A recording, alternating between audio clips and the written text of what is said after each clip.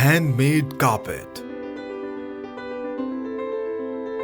تاریخ، ثقافت، روایات اور خوبصورت رنگوں کا عکاس۔ پاکستانی ہنرمند کے ہاتھوں سے بنا قالین ہوتا ہے بہت خاص۔ انداز سے قدیم اور جدید ڈیزائنز کے ہینڈ میڈ کارپیٹس تیار کرتے ہیں اور یہ نایاب اور بیش قیمت قالین پاکستان سمیت دنیا کے بیشتر ممالک میں ایکسپورٹ کر رہے ہیں with the proud tag of Made in Pakistan۔ Lahore carpet manufacturing company میں کام کا آغاز ہوتا ہے ان کے ڈیزائن سیکشن سے، جہاں R&D کی مدد سے نہ صرف نئے ڈیزائنز اور پیٹرنز پر کام کیا جاتا ہے بلکہ نئے رنگوں کے شیڈز بھی تیار کیے جاتے ہیں۔ ہینڈ میڈ کارپیٹ کی بنائی قدرتی وول اور سلک سے کی جاتی ہے، جس کی مختلف اقسام کو بڑی تعداد میں وول سٹور میں سٹاک کیا جاتا ہے۔ سب سے پہلے ڈائنگ سیکشن میں وول کو کلائنٹ کی ریکوائرمنٹ کے مطابق نہ صرف ایسڈ ڈائز بلکہ قدرتی ویجیٹیبل ڈائز سے بھی ڈائی کیا جاتا ہے۔ قالین کی بنائی کے لیے قالین بان کی زبان تالم میں پرنٹ پیٹرن اور کارپیٹ کے ڈیزائن کے مطابق مختلف رنگوں کے وول کو کھڈیوں تک پہنچایا جاتا ہے۔ قالین بان سائز اور ناٹس کی مناسبت سے دن رات محنت کر کے ایک ہینڈ میڈ کارپیٹ کو کم از کم 3 ماہ سے لے کر 4 سال تک کے دورانیے میں تیار کرتا ہے۔ قالین کی تیاری کے بعد فنیشنگ کا مرحلہ شروع ہوتا ہے، جس میں سب سے پہلے قالین کو واشنگ سیکشن میں مختلف کیمیکلز اور صابن سے دھویا جاتا ہے۔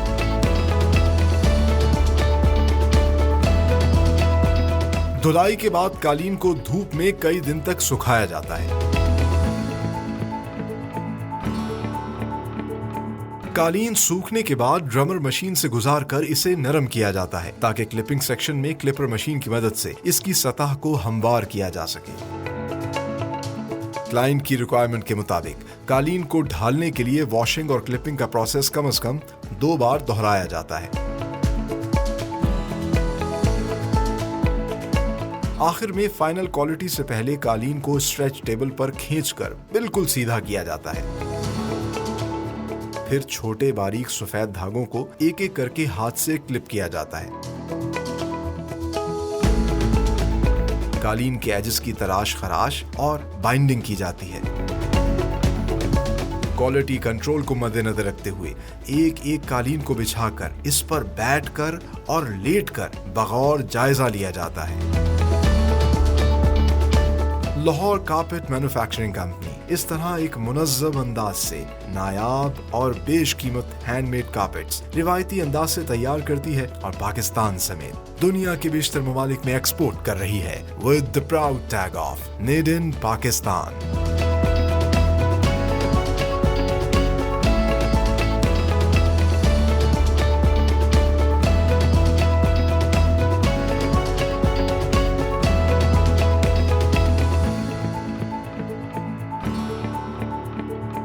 کسی بھی پروگریسو کمپنی کی طرح لاہور کارپیٹ مینوفیکچرنگ کمپنی میں بھی کام کا آغاز ہوتا ہے ان کے ڈیزائن سیکشن سے۔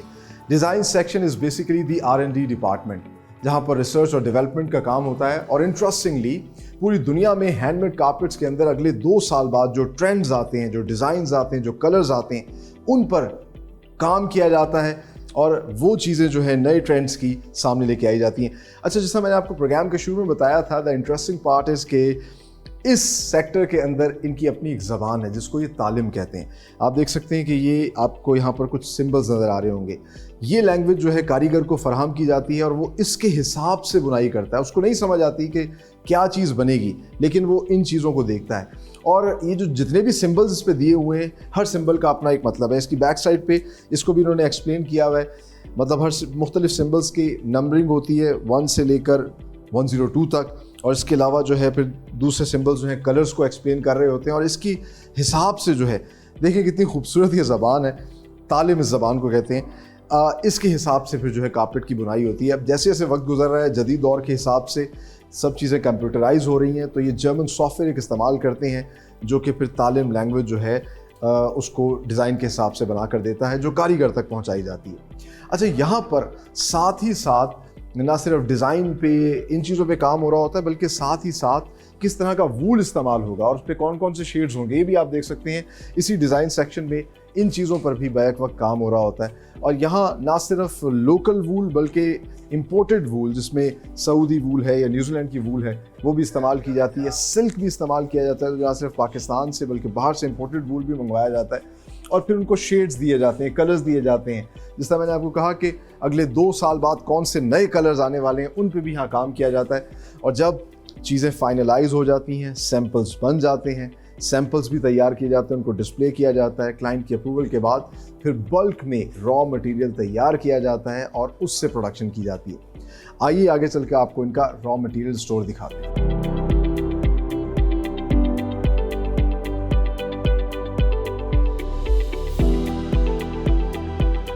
Right now I am in the world of wool. मेरे इर्द गिर्द आप देख सकते हैं ये मुख्तलिफ इकसाम की, मुख्तलिफ कलर्स की नेचुरल वूल है जो ये रॉ मटेरियल के तौर पे स्टॉक करते हैं, क्योंकि इसी से बनता है कारपेट और इसको कहते हैं ये वूल स्टोर। और इस टेबल पे इन्होंने मुख्तलिफ इकसाम की ये वूल जो है रखी हुई है ताकि मैं आप लोगों को थोड़ा सा समझा सकूं, दिखा सकूं। ये जो वूल है ये इसका नेचुरल कलर है, इसी से कारपेट बनता है, इसको डाई करने की ज़रूरत नहीं होती और ये इंपोर्ट की जाती है।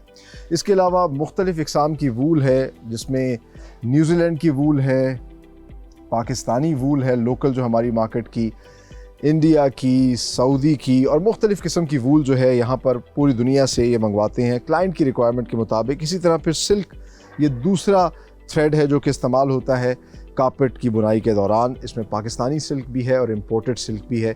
सो ये जो वूल है, इस वूल को फिर आगे जाके डाई किया जाता है, मुख्तलिफ़ किस्म के कलर्स दिए जाते हैं और फिर इसको आगे कारीगरों के पास भिजवाया जाता है जो कि तालीम के हिसाब से कालीन की बुनाई करते हैं।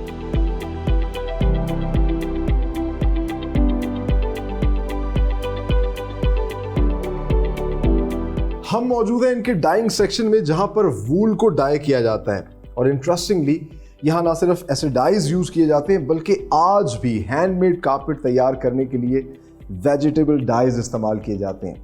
ये तमाम तर वो चीज़ें हैं जो हम रोज़मर्रा ज़िंदगी में भी इस्तेमाल करते हैं। इस तरह पोमेग्रेनेट, अनार के छिलके से भी रंग निकाला जाता है, या फिर ये मैंगो जिंजर जो आम की गुठली है उसका एक कलर लिया जाता है, लेमन है। मुख्तलिफ वो चीज़ें हैं जो कि हम अपनी रोज़मर्रा ज़िंदगी में इस्तेमाल करते हैं। इनसे डाइज तैयार किए जाते हैं और आगे चल के मैं आपको दिखाता हूँ कि कितने बड़े लेवल पर इनका जो डाइंग सेक्शन है वहाँ पे ना सिर्फ एसिडाइज यूज़ करते हुए बल्कि इन वेजिटेबल डाइज के ज़रिए जो है वूल कलर की जाती है। आइए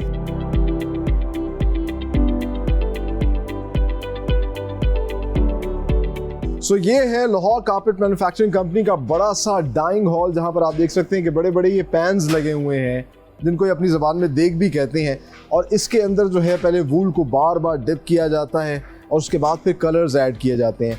जिस तरह मैंने पहले बताया कि ना सिर्फ ये एसिडाइज यूज़ करते हैं बल्कि वेजिटेबल डाइज भी यूज़ करते हैं। लेकिन वेजिटेबल डाइज जो है वो ज़्यादा वक्त लेती है और उसकी अपनी एक खूबसूरती, और क्योंकि कुदरती रंग है।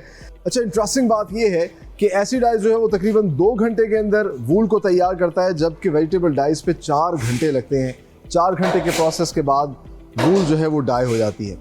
आगे चल के आपको दिखाते हैं कि किस तरीके से ये सैंपल तैयार करते हैं, निटिंग का प्रोसेस कैसे होता है जो कि असल काम है, और कैसे कारीगर जो है तालीम को स्टडी करते हैं और कारपेट तैयार करते हैं।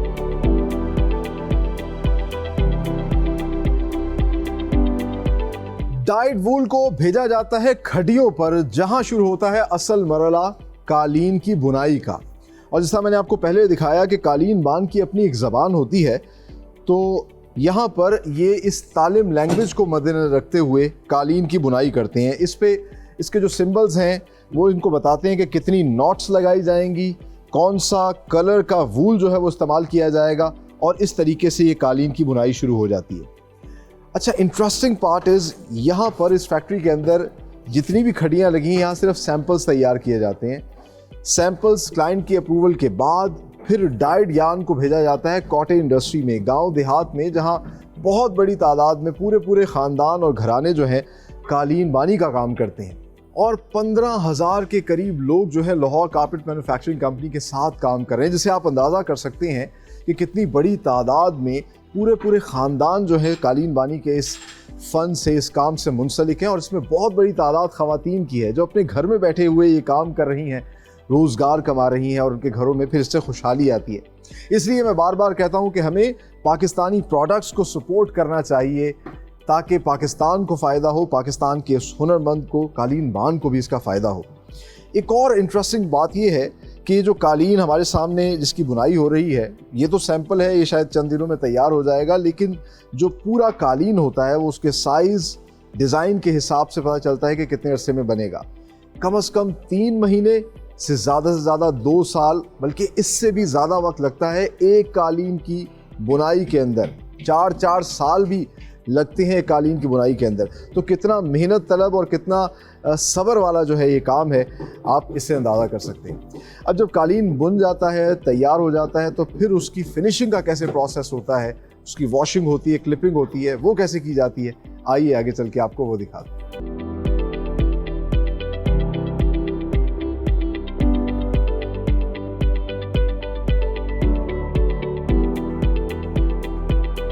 قالین کی بنائی کے بعد مرحلہ شروع ہوتا ہے کارپیٹ کی فنیشنگ کا، اور فنیشنگ کے اندر اس چیز کا خیال رکھا جاتا ہے کہ کلائنٹ کی ریکوائرمنٹ کے مطابق جس طرح کے وہ کلر سے آتا ہے کارپیٹ میں، کیا وائبرنٹ شارپ کلرز ہونے چاہیے یا میٹ تھوڑے ڈل ہونے چاہیے، اس کی فیل کیسی ہونی چاہیے، اس کا وول کتنا باہر ہونا چاہیے، ان تمام تر چیزوں کو اب فنیشنگ پر جو ہے ایڈریس کیا جاتا ہے۔ اور فنیشنگ میں سب سے پہلا پروسیس ہوتا ہے واشنگ کا۔ آپ میرے پیچھے دیکھ سکتے ہیں، یہ ان کا واشنگ سیکشن ہے جہاں پر قالین کو پہلے واش کیا جا رہا ہے، اور یہ واشنگ جو ہے بالکل عام قالین جس طرح دھوتے ہیں اس طرح نہیں ہے، اس میں کچھ پروسیسز ہیں۔ سب سے پہلے تو صابن سے جو ہے اس کو صاف کیا جاتا ہے، اور پھر دوسری جانب آپ دیکھ سکتے ہیں ان کے خاص قسم کے ٹول ہیں، برشز ہیں، اور اس میں خاص قسم کا ایک کیمیکل جو ہے وہ ڈالا جاتا ہے تاکہ اس کے کلر کو جو ہے کلائنٹ کی ریکوائرمنٹ کے مطابق مینٹین کیا جا سکے۔ اور 1 گھنٹہ تقریباً ایک قالین پر اس کی دھلائی میں لگتا ہے۔ پہلے اس کو سوپ سے واش کیا جاتا ہے، پھر یہ سارا کا سارا کیمیکل پروسیس ہوتا ہے، اور اس کے بعد پھر اسے سوکھنے کے لیے باہر ڈال دیا جاتا ہے۔ نیچرلی سن لائٹ سے اس کو سکھایا جاتا ہے۔ گرمیوں میں تقریباً 1 سے 2 دن لگتے ہیں ایک قالین کو سوکھنے میں، اور سردیوں میں سوکھنے کا پروسیس جو ہے وہ تقریباً 1 ہفتہ یا اس سے زیادہ بھی ہو جاتا ہے۔ تو جب قالین سوکھ جاتا ہے تو پھر اس کو کلپنگ کے لیے لے کے جاتے ہیں کلپنگ سیکشن میں۔ آئیے آپ کو دکھاتے ہیں کلپنگ کیسے ہوتی ہے۔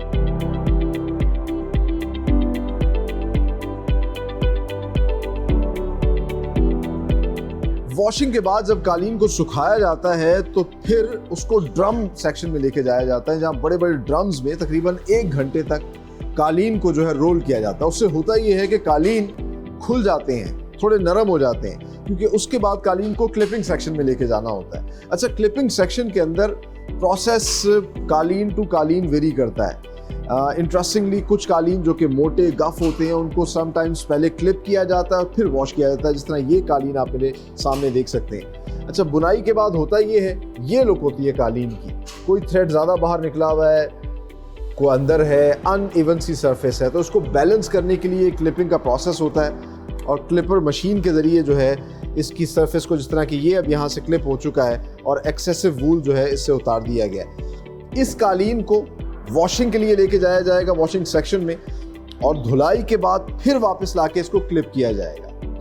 اسی طرح یہ پروسیس جو ہے کم از کم 2 مرتبہ ہوتا ہے۔ کچھ قالین جو تھوڑے فائن قالین ہوتے ہیں پہلے واش کیے جاتے ہیں، ڈرم میں سکھائے جاتے ہیں، کلپنگ سیکشن میں آ کے ان کو کلپ کیا جاتا ہے، ایکسیسو وول کو کاٹا جاتا ہے۔ کلائنٹ کی ریکوائرمنٹ کے مطابق جو ہے ایک فائن لک جب آ جاتی ہے، ایک سافٹ فیل آ جاتی ہے، تو پھر اس کارپیٹ کو فائنل فنیشنگ کے لیے، جس کو کوالٹی سیکشن بھی آپ کہہ سکتے ہیں، جہاں پہ اس کی کوالٹی چیک کی جاتی ہے، وہاں پر بھیجا جاتا ہے۔ آئیے آگے چل کے آپ کو وہ بھی دکھاتے ہیں۔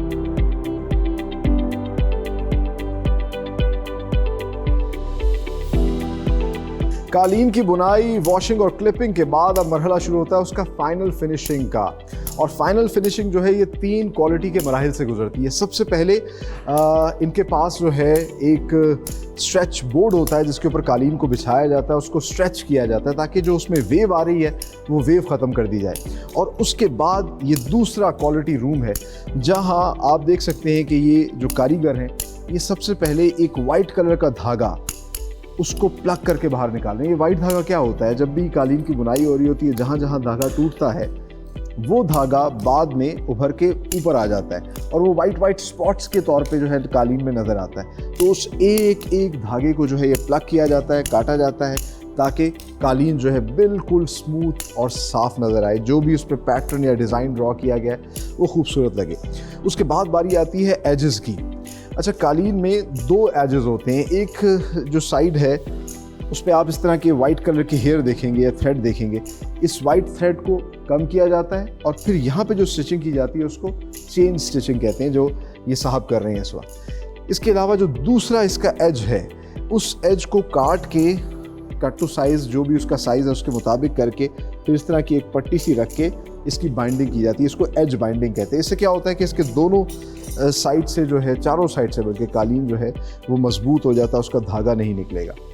आगे फर्दर इसको फिर मज़ीद इसका क्वालिटी चेक किया जाता है, डिटेल में देखा जाता है कि कहीं से कोई थ्रेड ज़्यादा तो नहीं रह गया, एक एक चीज़ का ख्याल रखा जाता है और इस तरीके से एक प्राइसलेस, एक नायाब चीज़ जो है वो तैयार की जाती है। और इसी वजह से ये चीज़ ना सिर्फ पाकिस्तान में बल्कि पूरी दुनिया में इसकी बेतहाशा मांग है। अमेरिका, यूरोप, अफ्रीका और गल्फ़, वहाँ के लोग जो हैं इसके दीवाने हैं और ये प्राइसलेस चीज़ एक्सपोर्ट होती है with the proud tag of made in Pakistan. आगे चल के हम आपको दिखाते हैं कि कितना बड़ा डिस्प्ले रूम है लाहौर कारपेट मैन्युफैक्चरिंग कंपनी का, जहाँ पर बहुत बड़ी तादाद में मुख्तलिफ इक़साम के जो है हैंडमेड कारपेट्स को डिस्प्ले किया गया है। आइए मेरे साथ।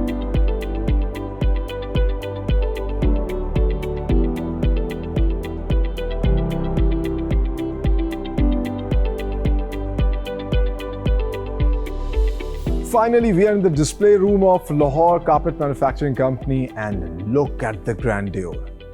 कितने बड़े लेवल के ऊपर ये कंपनी माशाल्लाह ना सिर्फ हैंडमेड कारपेट मैन्युफैक्चर कर रही है बल्कि पूरी दुनिया में एक्सपोर्ट कर रही है with the proud tag of made in Pakistan.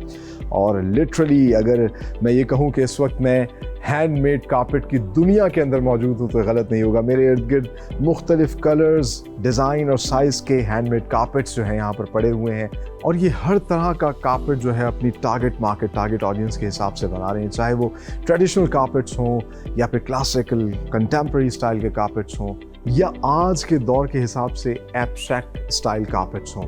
ये तमाम तर कारपेट्स जो हैं यहाँ पर मैन्युफैक्चर किए जा रहे हैं और यहाँ से एक्सपोर्ट हो रहे हैं। आज के प्रोग्राम में हम आपको हैंडमेड कारपेट की एक दुनिया में लेके गए और मेरी तरह आप लोगों ने भी बिलाशुबा इसको एंजॉय किया होगा। बहुत सी नई चीज़ें आपने सीखी होंगी, जानी होगी और आप भी मेरी तरह अपनी पाकिस्तानियत पर फख्र कर रहे होंगे।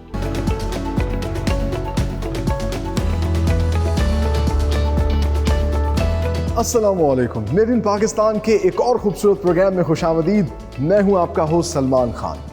आज का प्रोग्राम बहुत इंटरेस्टिंग और यूनिक है क्योंकि आज हम आपको लेकर जा रहे हैं एक अलग दुनिया में, एक ऐसी दुनिया जिसकी अपनी ज़बान है, अपने कवानीन और ज़ाब्ते हैं और ये दुनिया है पाकिस्तान की हैंडमेड कारपेट इंडस्ट्री। पाकिस्तान की हैंडमेड कारपेट इंडस्ट्री जो पूरी दुनिया में मशहूर है अपनी कमिटमेंट और क्वालिटी प्रोडक्ट के हवाले से। और पाकिस्तान की हैंडमेड कारपेट इंडस्ट्री इंटरेस्टिंगली ना सिर्फ इस रीजन की बल्कि हमारे इस्लामिक वर्ल्ड की ट्रेडिशंस, हिस्ट्री, कल्चर और कलर्स को समेटे और संभाले हुए है। आज हम मौजूद हैं जिस फैसिलिटी के अंदर, ये है Lahore carpet manufacturing company, Pakistan की हैंडमेड कारपेट इंडस्ट्री का एक बड़ा और मोतबर नाम। ना सिर्फ ये सबसे बड़े हैंडमेड कारपेट मैन्युफैक्चरर हैं बल्कि एक्सपोर्टर भी हैं। आज के प्रोग्राम में हम आपको दिखाएंगे कि कितनी मेहनत और नफासत से हाथ से कालीन तैयार किया जाता है और फिर ये कालीन पूरी दुनिया में एक्सपोर्ट होता है with the proud tag of made in Pakistan. तो आइए डिस्कवर करते हैं।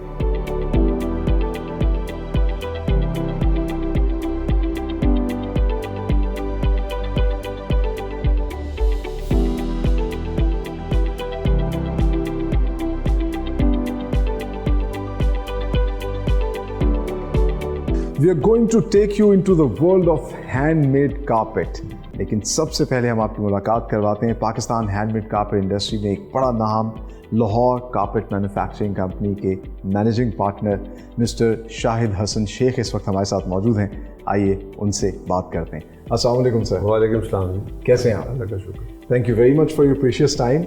सबसे पहले हमारे व्यूअर्स को ज़रा पाकिस्तान की जो हैंडमेड कारपेट है, बल्कि जनरली अगर हैंडमेड कारपेट की हम बात करें, इसकी क्या लेगेसी है और लाहौर कारपेट मैन्युफैक्चरिंग कब इस बिज़नेस में आई? देखिए, जहाँ तक कारपेट मैन्युफैक्चरिंग की बात है, आज अगर हम ये देखें कि सबसे पुराना कारपेट जो है वो 2600 साल पहले साइबेरिया में मिला, और फिर ये जितनी भी इस्लामिक वर्ल्ड थी उसमें ये कारपेट्स की यूज़ जो है, कारपेट हैंड नॉटेड जो है वो बनी, जिसमें आप कह लें ईरान, टर्की और उस वक्त मुग़ल के दौर में इंडिया के बहुत, फिर सेंट्रल एशिया, सारा ये रहा.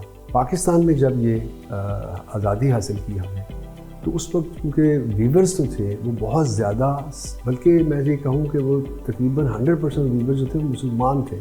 अच्छा. और कश्मीर से भी और अमृतसर से भी, मिर्ज़ापुर से, तो वो माइग्रेट करके जब पाकिस्तान आए तो उस वक्त ये बाद में जो पहले जो चंद साल थे वो तो मुश्किल थे साल, तो लेकिन ये 49 के आखिर में दिसंबर के अंदर ये एक लाहौर कारपेट में वालिद साहब जो शेख अहमद हसन हैं, उन्होंने इसकी एक बुनियाद रखी जो मैन्युफैक्चरिंग में इसको आगाज़ किया. माशाल्लाह.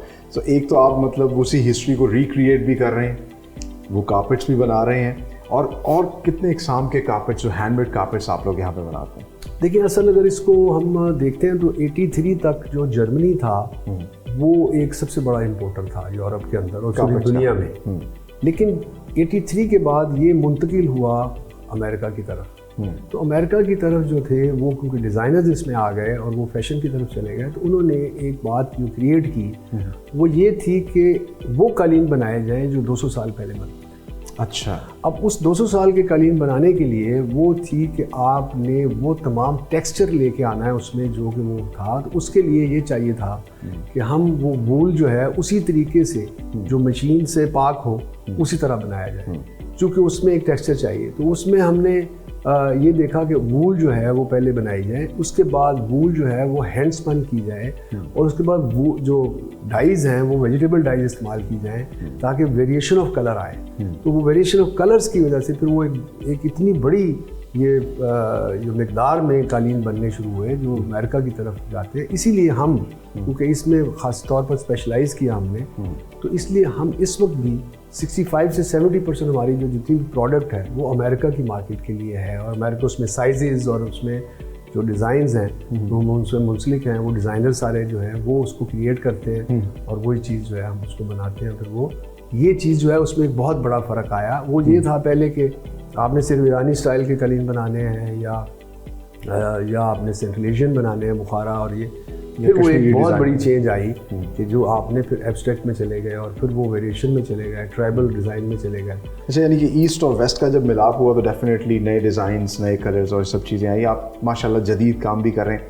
लेकिन एक बड़ा बुनियादी सवाल है कि आज के जदीद दौर में, मशीनी दौर में, जहाँ मशीन पर बहुत तेज़ी से काम होता है, तो एक कारपेट बनता है, वो चीप भी है, उसमें कलर्स भी और ज़्यादा हैं, तो लोग क्यों प्रेफर करें एक हैंडमेड कारपेट को? देखिए, इसका बड़ा आसान सा एक जवाब है. एक है पेंटिंग, एक है फोटोग्राफ. तो जो पेंटिंग वाले हैं वो फोटोग्राफ तो नहीं लेते. अब जो पीस ऑफ आर्ट है उसको अगर मशीन में बना दिया जाए तो वो चीज़ नहीं, वो तो आएगा, मतलब उसकी फीलिंग, लेकिन उसकी वैल्यू नहीं है. इसके अलावा मुझे लगा कि नेचुरल चीज़ें भी आप बता रहे थे, वेजिटेबल डाइज यूज़ होती हैं या नेचुरल वूल यूज़ करते हैं. देखिए, इसमें जो मशीन मेड कारपेट है उसका बहुत बड़ा हिस्सा जो है वो मैन मेड फाइबर से बनता है. पॉलिएस्टर हुआ, विस्कोस हुआ, लेकिन इसमें जो है नेचुरल फाइबर सारा इस्तेमाल होता है, जिसमें चाहे वो सिल्क है, चाहे वो वूल है. तो वूल की मुख्तलिफ इकसाम जो हैं मुख्तलिफ क्वालिटीज़ के लिए चाहिए, तो वो उसमें इस्तेमाल होती है. अच्छा, मुझे ये बताइएगा, माशाल्लाह एक्सपोर्ट्स तो आप, जिससे आपने बताया कि अमेरिका एक बड़ी मार्केट है, एक तो कितने ममालिक में एक्सपोर्ट कर रहे हैं, और लोकल मार्केट में कितना जो है टारगेट ऑडियंस है या टारगेट मार्केट है जो इसको परचेज़ करती है? देखिए, जहाँ तक तो वर्ल्ड ओवर एक्सपोर्ट्स का ताल्लुक है, हमारी एज ए कंपनी हम मेजॉरिटी ऑफ आवर प्रोडक्ट जो है, जिसमें 65 to 70% जो प्रोडक्ट है वो अमेरिका के लिए बनाते हैं, और उसमें हम स्पेशलाइज्ड हैं, ना सिर्फ डिज़ाइंस के अंदर اس کے سائزز کے اندر، اس کے کلرز کے اندر.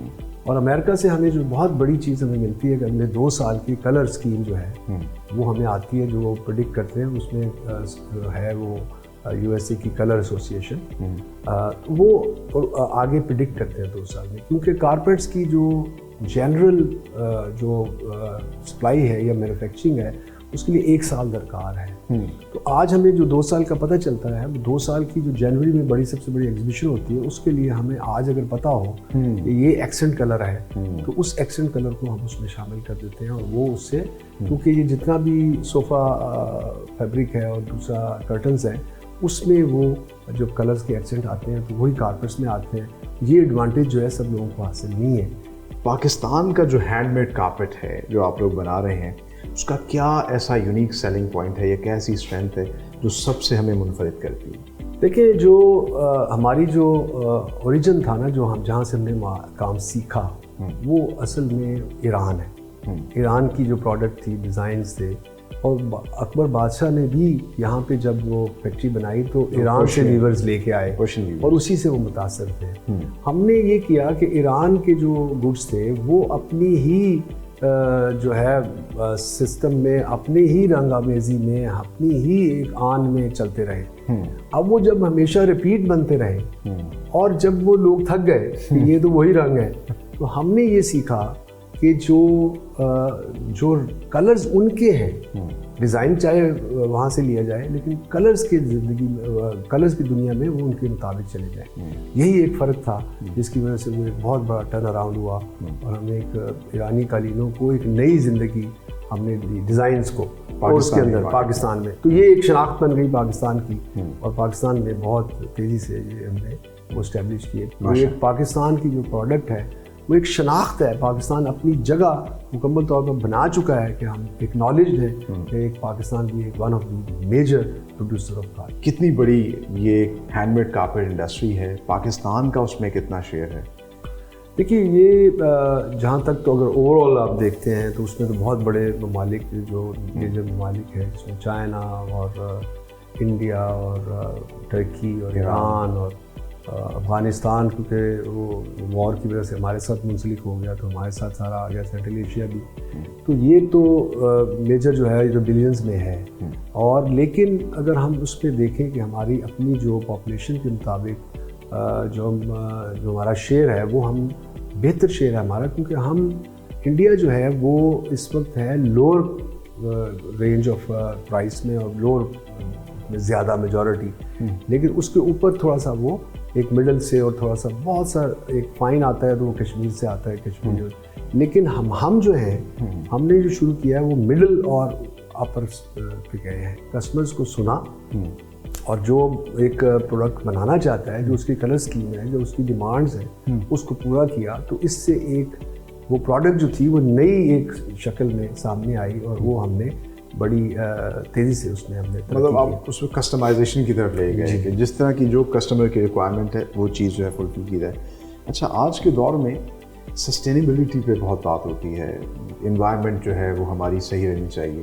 اس کے لیے لاہور کارپیٹ مینوفیکچرنگ کیا کام کر رہی ہے؟ ہماری کمپنی کا اعزاز یہ رہا ہے کہ شروع سے لے کے آخر تک ہم نے ہر چیز کو ایک پروفیشنل طریقے سے لیا ہے. اور جو کارپیٹ جو کہ ایک ہمیشہ ان آرگنائز سیکٹر رہا ہے، اس میں ہم نے آرگنائزیشن ہی کو سب سے بڑا اہم سمجھا ہے. تو اس لیے ایک نمایاں ہماری جو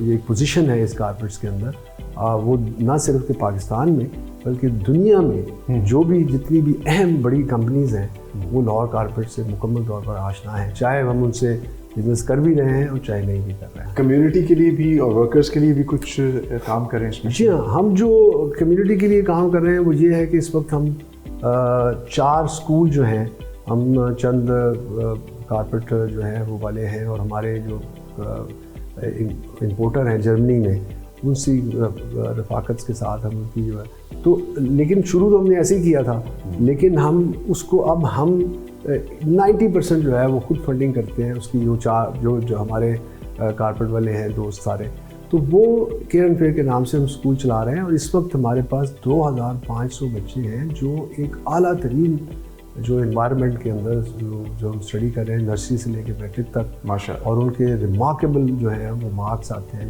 جو ہمیں جہاں سے فارغ التحصیل ہوتے ہیں. یہ ہماری ایک ذمہ داری ہے جس کو ہم سمجھتے ہیں کہ پورا کرنا چاہیے. یہ کسی پہ کوئی احسان نہیں ہے کہ ہم اس ملک میں کام کر رہے ہیں. اس ملک کی جو ہے ہم نے بقا جو ہے ہمارے لیے سب سے بڑی اور یہ لوگ ہی ہماری اسٹرینتھ ہیں. آپ نے بتایا کہ جو ویور ہے آپ کی اصل لوگ ہماری فیملی ہے. بالکل ایسے ہی وہ تو ہماری فیملی ہے کہ وہ جس کے ساتھ ہم کام وہ جو ہمارے کام کریں گے تو ہم یہ کام آگے کر سکتے ہیں ایسے. لیکن ایک جو بڑی ایک میں آپ کو زبردست مثال دینا چاہتا ہوں کیونکہ اس میں گھروں میں آپ یہ قالین کا جو کام ہے اون ہے اس کی جو ادائیگی ہے وہ گھروں میں پہنچا رہے ہیں آپ. اور وہ جو گھر میں ایک خاتون ہے جس میں سب سے زیادہ تعداد خواتین کی ہے وہ ان کا ایک گھر میں قالین بنانا اور ایک سب سے بڑی کمپنی چاہے وہ نیو یارک میں ہے چاہے وہ سین فرانسسکو میں ہے چاہے وہ کہیں بھی جرمنی میں ہے اس کے درمیان کوالٹی کو برج کرنا یہ ہمارا کام ہے. اس کو جتنی بھی اعلیٰ طریقے سے آپ ڈیولپ کر سکتے ہیں چاہے وہ ڈیزائننگ ہے اس کی کریکشن ہے اس کی جو بافت ہے یعنی کرافٹ شپ ہے اس کو کتنا اعلیٰ بنا سکتے ہیں اور وہ پھر آپ کا جو معیار ہے فنش تک وہ ہم نے برقرار کرنا ہے. یہ جو ایک بڑا مشکل کام ہے کیونکہ یہ ہینڈ میں نوٹڈ ہے تو اس لیے وہ جو گھر میں خاتون ہے جس کے پاس 8-10 مہینے سال ایک قالین رہنا ہے اس میں خوشی غمی لڑائی وہ ساری شامل ہے تو وہ ایک اس کے قالین کے اندر ایک پوری فیملی کا جو ایک فیلنگ ہے وہ اس کے موجود ہوتی ہے. ساری چیز جو ہے اس کو اتنا پروفیشنلی ڈیولپ کیا جائے جو ہم کر چکے ہیں ماشاءاللہ. اور اس میں جو ویجیٹیبل ڈائز ہے اس کو بھی ہم نے اتنا زیادہ ڈاکومنٹ کر دیا ہے کہ وہ بھی ایک بہترین طریقے سے. ہماری کمپنی کا جو اثاثہ ہے وہ ٹرسٹ ہے. ہمارا جو لوگو ہے وہ یہ ہے ویونگ ٹرسٹ فار جنریشنز. ہم ٹریڈیشنل کارپیٹ تو بنا رہے ہیں کارپیٹ دوسرے بھی لوگ بنائیں گے لیکن ہمارا جو اثاثہ ہے وہ ہم پہ ٹرسٹ ہے. ہم ٹرسٹ کر سے جو ہم بتا رہے ہیں وہ ایسے ہی ہے جیسے ریٹن ہے جو ہم نے جو لکھا ہے وہ اس کے اور اس کے ہم پورے ذمہ دار ہیں. ہم جب بتائیں گے کہ اس کا را مٹیریل یہ ہے اس کی نوٹس اتنی ہے وہ ہم کیونکہ 99.9% پروڈکشن جو ہے وہ ہماری اپنی ہے ماشاءاللہ. اس لیے ہم اس کے پورے جو ہے نا ذمہ دار ہیں کہ ہم جو بات کہہ رہے ہیں. اور یہی ایک بات ہے جو ہمیں ان تمام کسٹمرز کے اندر 30 سال 35 سال سے ایک ہی کسٹمر کا جاری رہنا چاہے ان کی آگے جنریشن چینج ہو گئی ہے اور ان کے ساتھ ہم کام کر رہے ہیں. تو یہ ہماری جو بنیادی بات ہے کہ ویونگ ٹرسٹ اور جنریشن اس پہ آپ کا زیادہ فوکس ہوتا ہے. Thank you very much. لیکن میں آپ نے جو بات کی کہ you are actually a bridge between the cottage industry اور جو بڑی مارکیٹس ہیں تو اس برج کو آپ کیا سمجھتے ہیں کس طریقے سے مزید مضبوط کیا جا سکتا ہے؟ Do you have any suggestions? ہمیں گورنمنٹ سے جو یہ چاہیے کہ انوائرمنٹ چاہیے جہاں کام کریں اور یہ سپورٹ چاہیے کہ ہم دوسرے ممالک کے اندر نیو مارکیٹس کے اندر جو منسٹری ہے وہ اس کو ہم ہیلپ کریں. اس میں جیسے فار ایسٹ ہے اس میں سارے ممالک کے ساتھ ہم نیگیٹو ٹریڈ ڈیفیسٹ میں ہیں لیکن انہوں نے ڈیوٹیز لگائی ہوئی ہیں ہمارے اوپر تو وہ اگر ہمیں ڈیوٹیز کے اندر وہ ہمیں ریلیف کرائے.